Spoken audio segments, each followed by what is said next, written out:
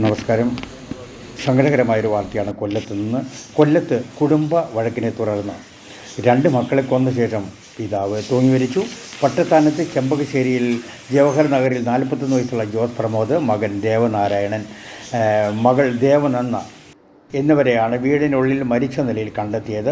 മക്കളെ കൊന്ന് അച്ഛൻ ആത്മഹത്യ ചെയ്തതെന്നാണ് പോലീസിൻ്റെ പ്രാഥമിക നിഗമനം. കുട്ടികളെ സ്റ്റെയർ കേസിൻ്റെ ഹാൻഡ് റെയിലിൽ കെട്ടിത്തൂക്കിയ നിലയിലും ജോസ് പ്രമോദ് മുറിയിൽ തൂങ്ങി മരുന്നിലുമാണ് കാണപ്പെട്ടത്.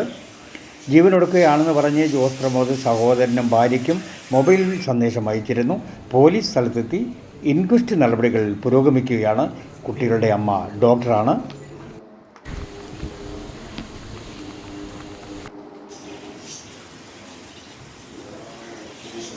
റാഫേൽ കുര്യൻ, ന്യൂസ് ഇന്ത്യ 24, കൊല്ലം.